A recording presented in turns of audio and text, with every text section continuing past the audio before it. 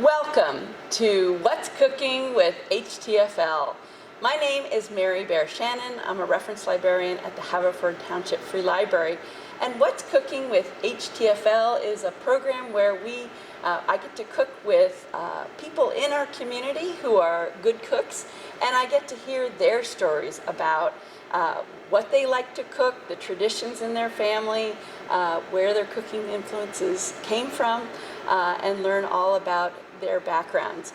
I am joined today by Nikki Senecal. Nikki is a board member of the Friends of the Haverford Township Free Library. Nikki just finished a time where she was president of the board of the Friends. And so, Nikki, we're so glad that you're here today. Thank you for joining us. Thank you for having me.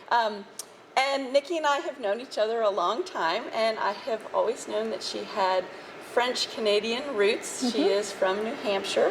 And so when I asked her, and I knew she was a great cook because she has been involved with our cookbook club here at the library, and she liked it so much she actually started a cookbook club at her work, which is Swarthmore College.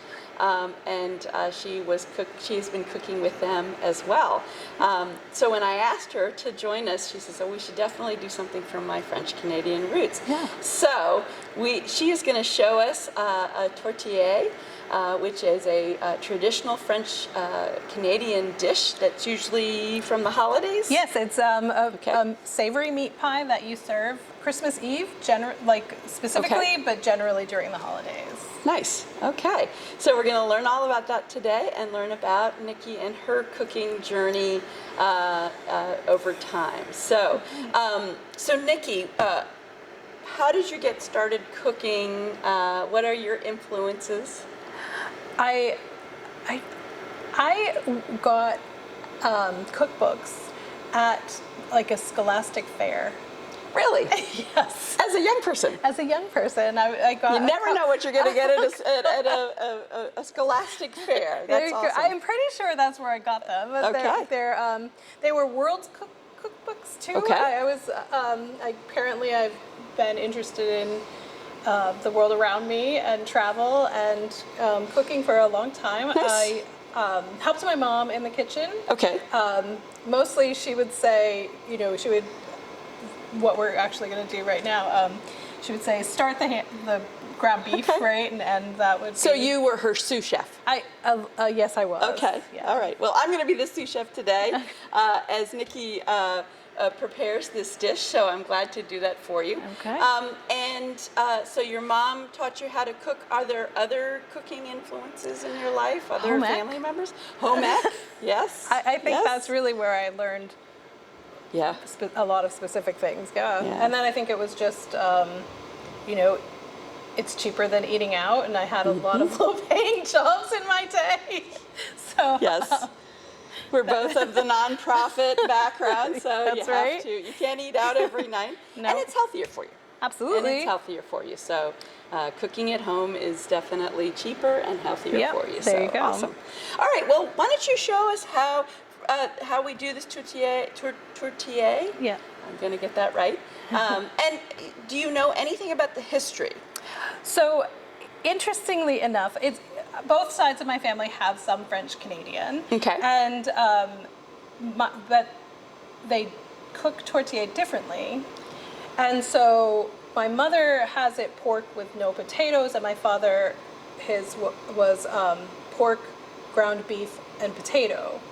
And that sort of clued me in that this was something that wasn't maybe a universal, like there was one way to make it. And there was not a canon that had to be followed. Okay. No, and as it turns out, my mother's family didn't hand down a recipe.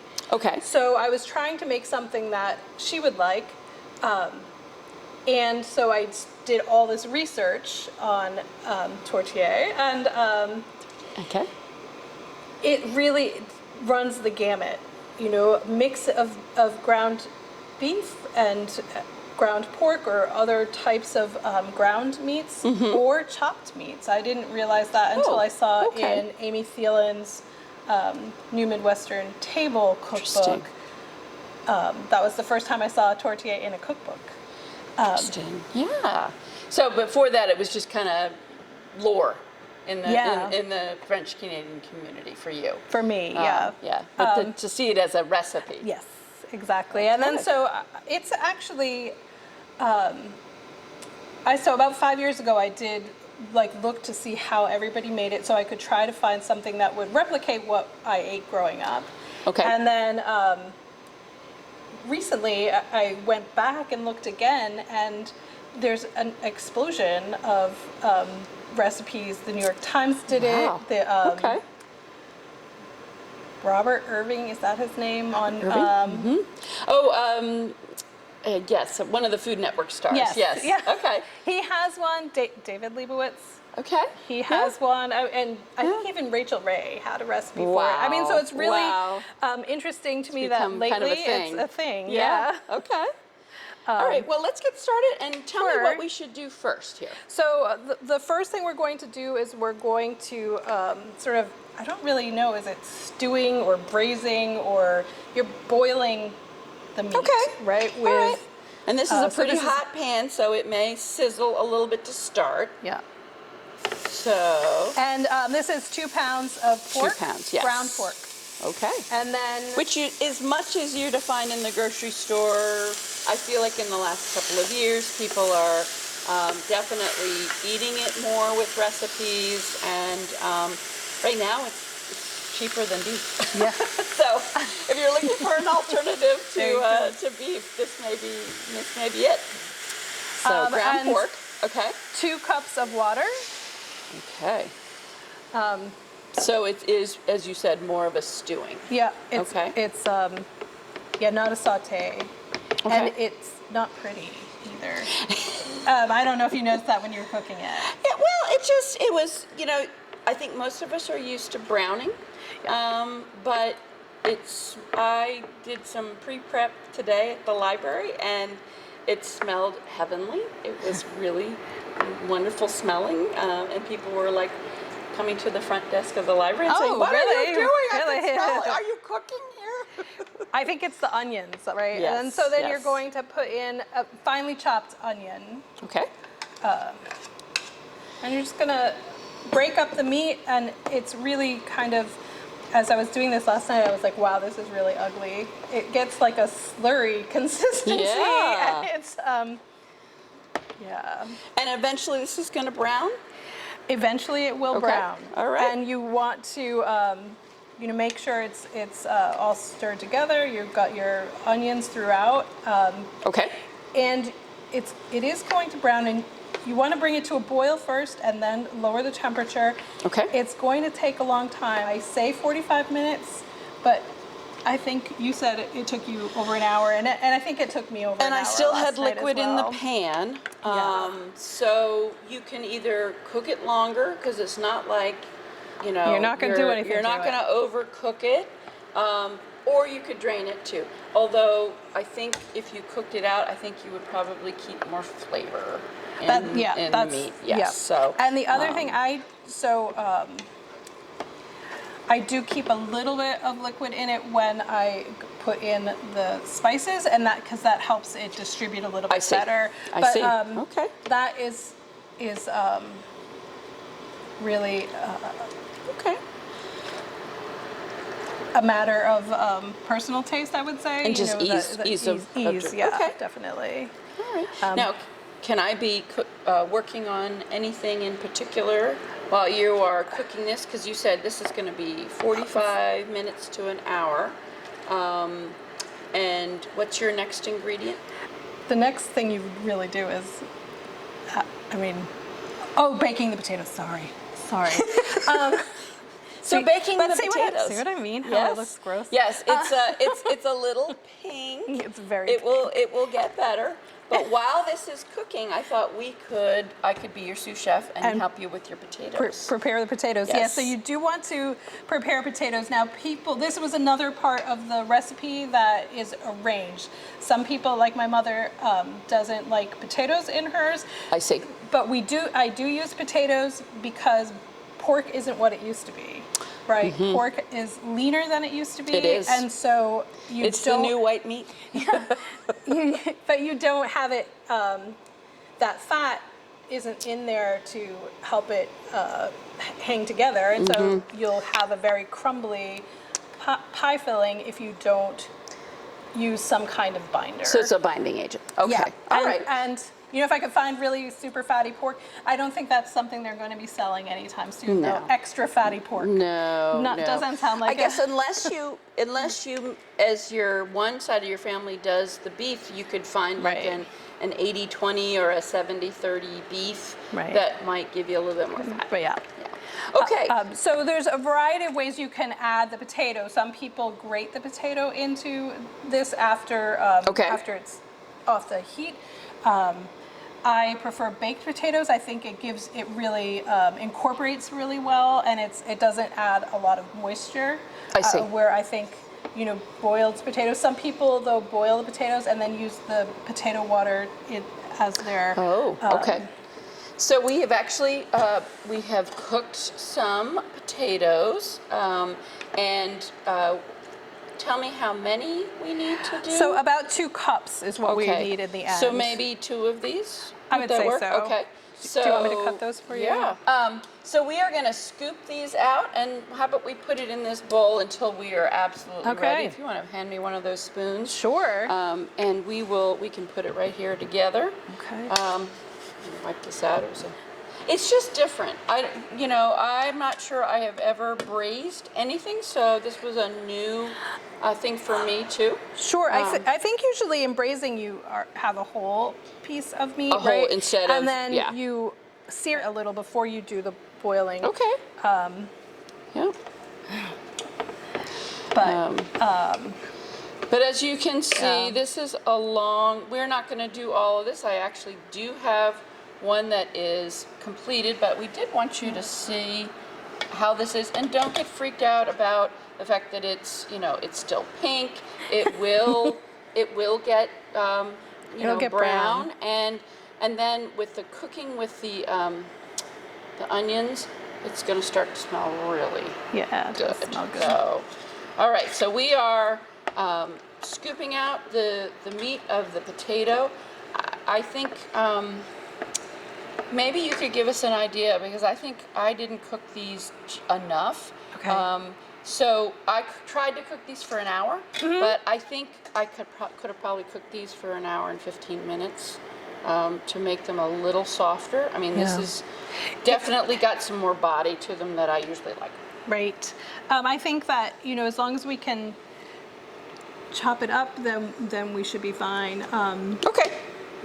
I was thinking the other night that you might want to rice them.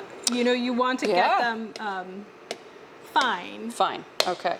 And then And I can do that while you're cooking here. you really sort and of we'll bash them up. Kind of mash them up.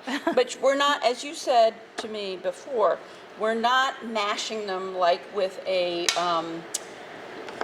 standing mixer, like you would at Thanksgiving, where you're sticking in, you're using beaters and you're putting in all the stuff for mashed potatoes. Right. You can make it with mashed potatoes. Some people do, and I think it's just a matter of how much you want the potatoes to be pronounced in it. Right.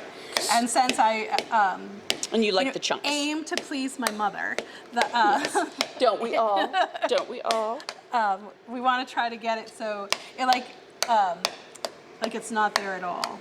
Now, is that looks like 2 cups? Do you think we should put think- more? No, I think that's And good. that's I think good. that's Okay, good. so the pink is going away. It Yeah, is definitely, it's definitely getting dark, gray. grayer, browner. So, okay. It goes through.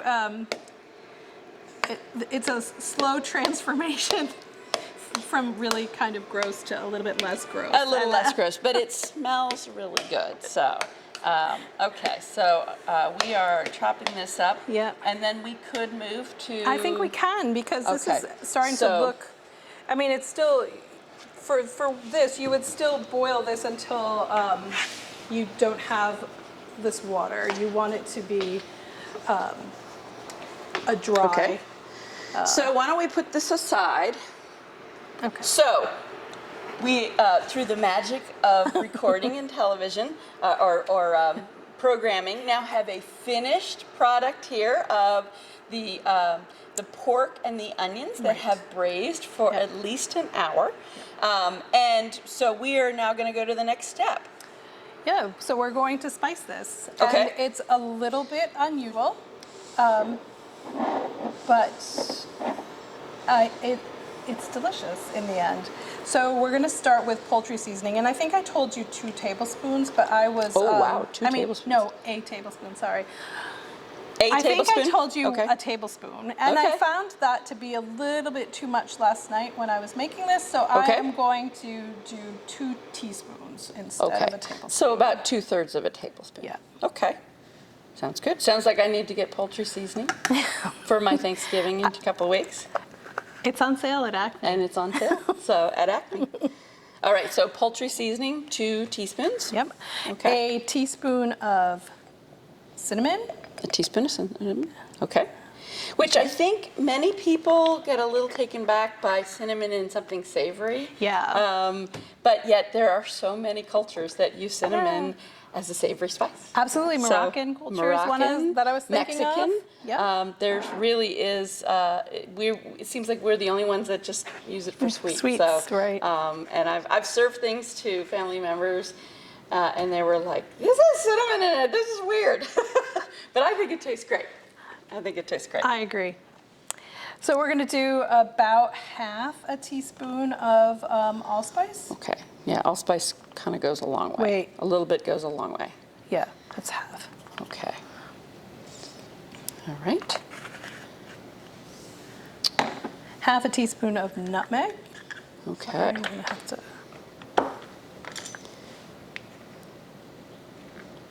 And this is obviously, you don't have to be super Exact. with this, thank you. And you know, when I do it, actually, I put all these in, I stir it, I taste it, and if it reminds me of being a child, then I've done it right. Then you've done it right. Yeah. Okay, you've evoked those memories. And then cloves. So a quarter of a teaspoon of cloves. Okay, yeah, that's definitely one that goes a long Yeah. way. So hopefully I can Yeah. do that. I showed on Kickin' Cooking in Quarantine a fruit cake recipe that my family makes. It's actually an applesauce cake that somebody 100 years ago put fruit in, and it takes cloves, and I think it makes it. It Yeah, totally makes the I love dish. cloves. So it's very good. Did Okay. you salt this when you were? I did not. okay. So let's add some salt. How much salt you think? I'm going to put in a teaspoon, and that's really one that obviously you can go back and put in more if to your taste. Yeah. The thing about salt is once you've oversalted it, it's hard to come back. You need potatoes. Well, and that's what we learned in our first episode with Rashay Fag, our youth services manager. She said when she oversalts something, she always sticks potatoes in to reduce the salt. So that's good to know. And we do have potatoes. We do have potatoes. Yes. And you think these are broken up enough for our dish? Okay. So I'm stirring this in. Stirring this in. Okay. I am going to take a little. I am going to take a little taste of it. I'm not going to use this one. I don't think why I don't you use will this? use that. Thank you. Make sure it tastes like your childhood. Yeah. The difficulty of doing that is that there's not taste division here, so other people are not going to know if this tastes like my childhood. Taste-o-vision or smell-o-vision. We talked that, if only we had smell-o-vision because, things smell so good. I think, can you smell it now? It smells, yeah. Interesting. It is, because it is some of the things that you would have in an apple pie, like a pumpkin pie. Oh, absolutely. Or something like that. It's basically pumpkin pie spice. So it's meat spice. It's pumpkin. Pumpkin spice meat pie. Pumpkin spice wow, meat that's really pie. high. Yeah, there you go. It's hard to say. Yeah, and so, but don't expect sweet. Yeah. All right. Let's All right. give it So a let's little. see If it takes me back.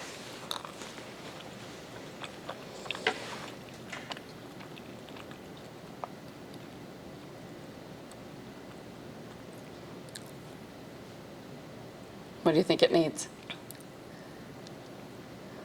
I think it might need a little bit more salt, and I'm going to use celery salt for this. Okay. That is, is celery salt a New England thing?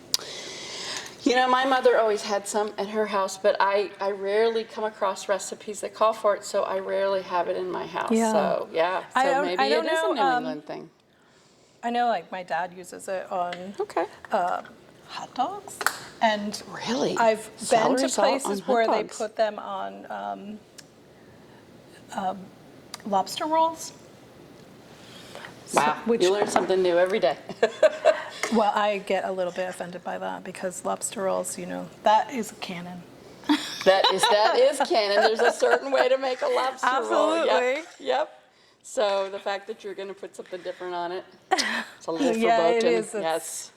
You Yes, better. I do not want letters from this broadcast about, wow, you want your lobster roll. I don't know if I'll get that, but, you know. No complaints, no complaints. All right. Well, let's, you want to try it one more time, or you think it's... I don't know, I ate off that one. That's fine. I think we'll just go to the you could go with potatoes. The spoon. Okay. And we'll so do it's the really, potatoes. Okay. yeah, we'll add the potatoes now, and you're really gonna put, you know, your wrist into it. Because we're really trying to sort of make that disappear a little bit. Okay. And so you're going to continue to kind of mush, and I guess I can help here on that too. And we are kind of incorporating mushing at the same time. Yeah, mashing and mashing and mixing. And mashing and mixing. There you mashing and mixing. Okay. I have to say I made one last night, and when I was doing that, it was like a workout. Yeah.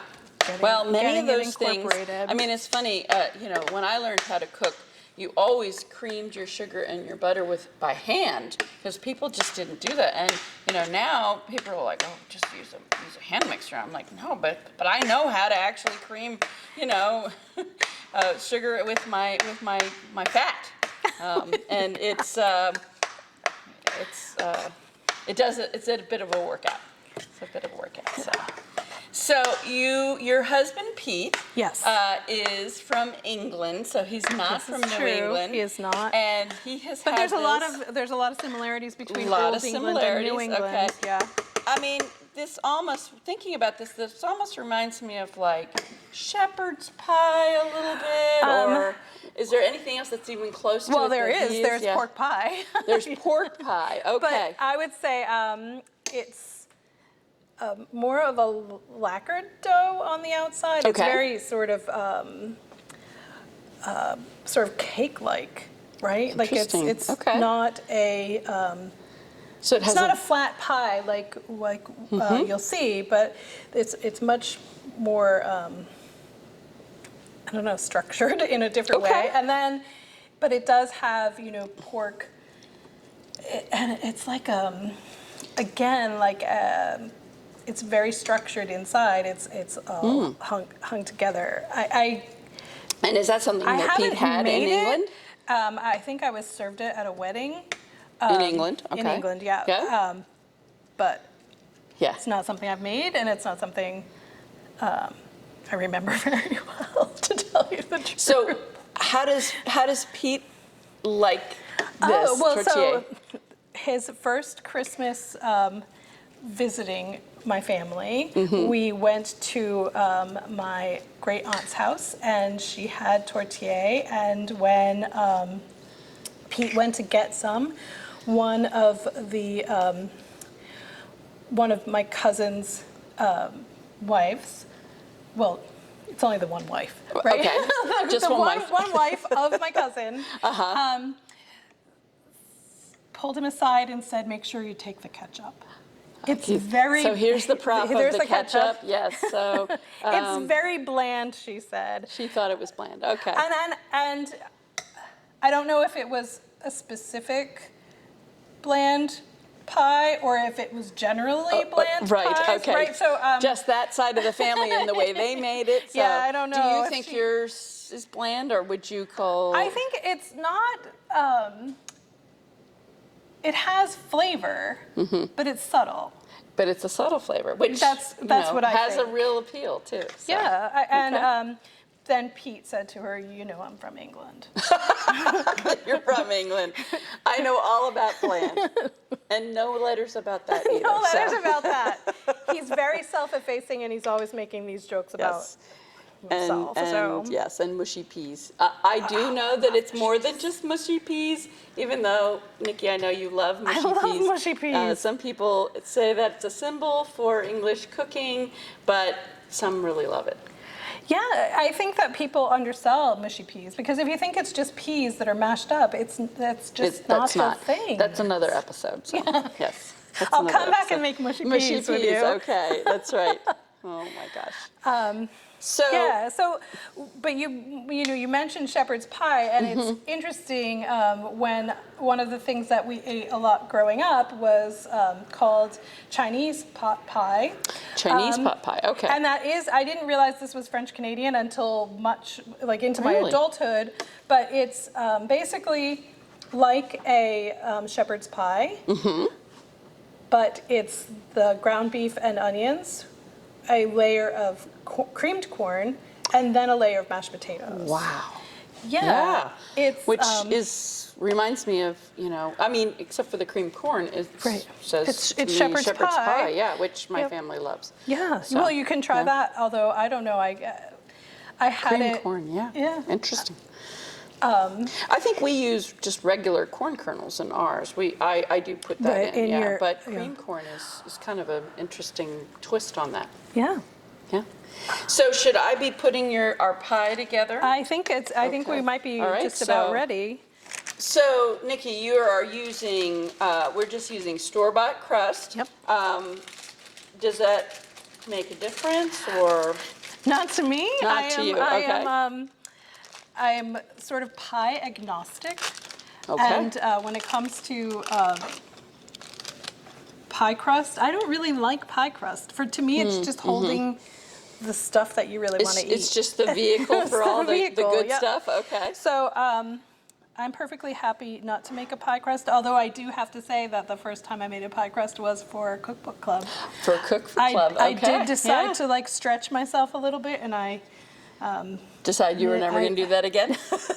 decided it was less than necessary. And the ones from the store are so well made and Round, I could never get it this yeah. round, and then Yeah.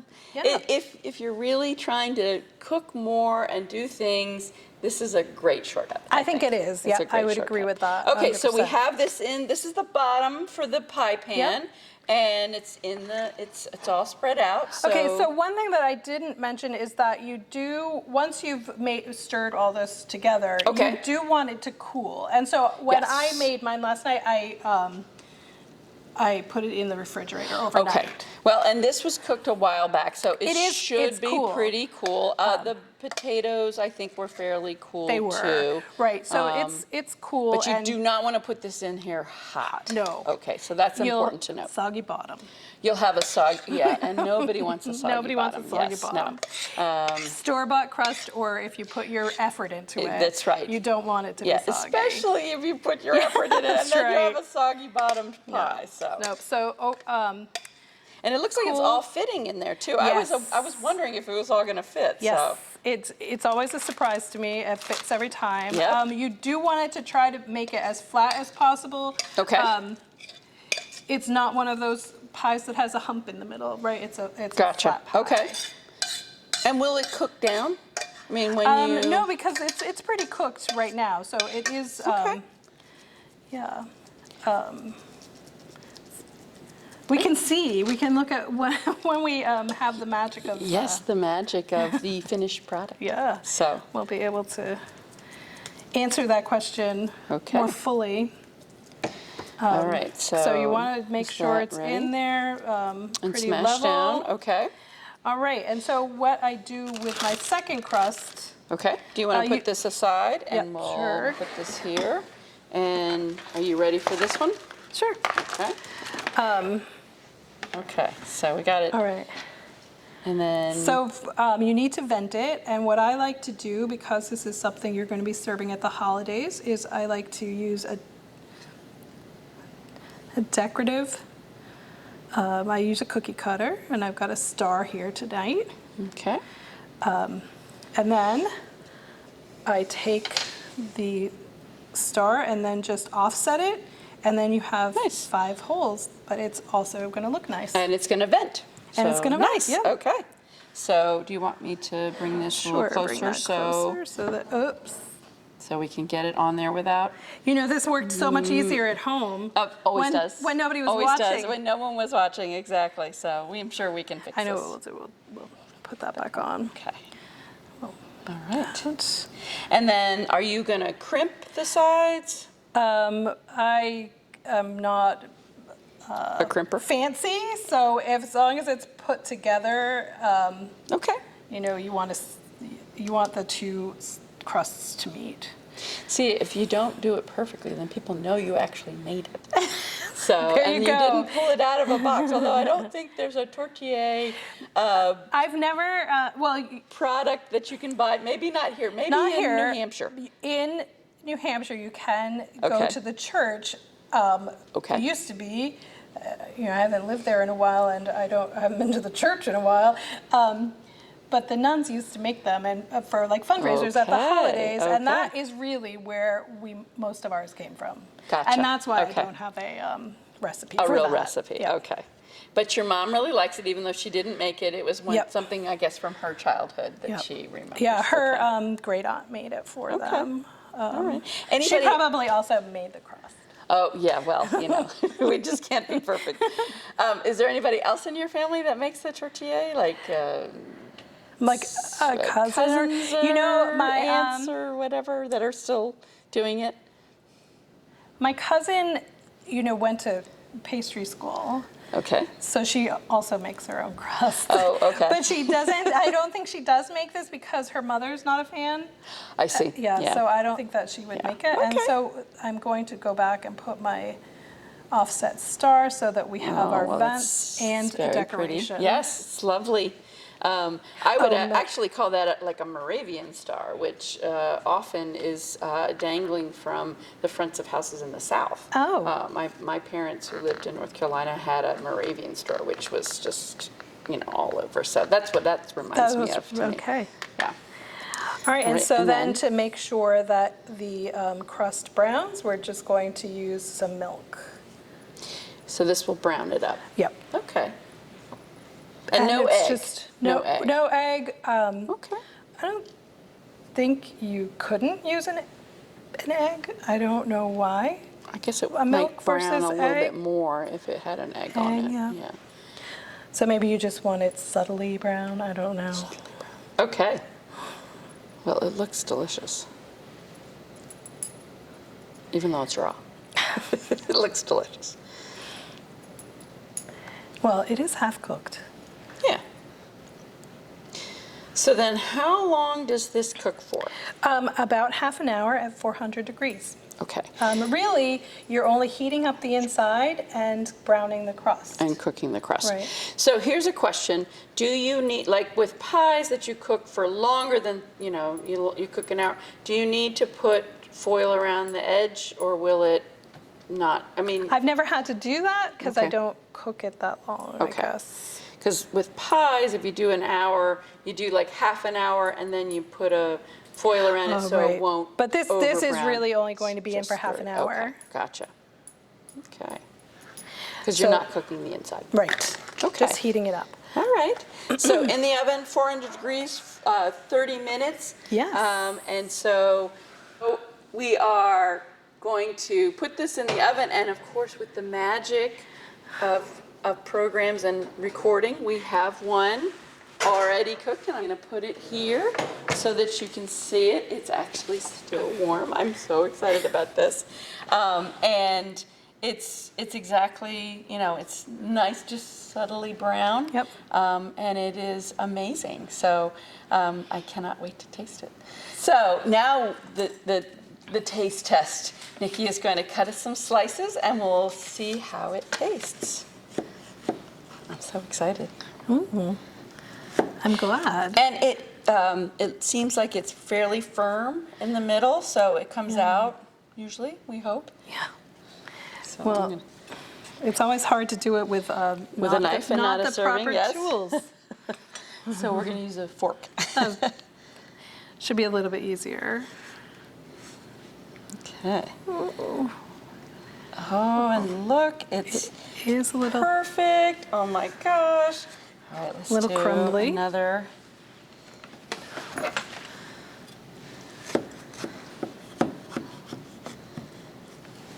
It really did.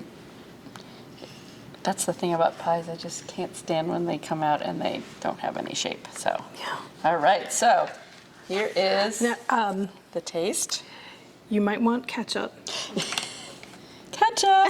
Okay, we'll put a little ketchup on here. Do you? Want I a don't little? like ketchup, Okay. so All right. I'm good so without it. First, I'm going to try it without Try the without ketchup. and then okay. with. See what you think.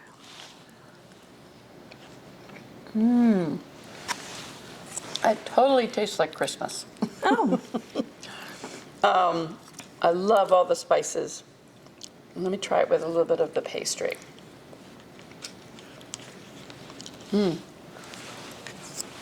Wow, I really like it. oh, good. I'm so glad. So, tortilla, does it measure up to your own past tortillas? I have to say I'm like really proud of this one. I think it's really hanging together very well. Yeah, it's got shape. It really is it's kind of unique in that you're using these spices that we normally use for sweet things, but Yep. it really works. So that is it for demonstrating and tasting tortilla. It actually is pretty good with the ketchup too. So thank you, Nikki, for Sure. showing us today, and thank you for joining us for What's Cooking with HTFL, and we hope you have a great day.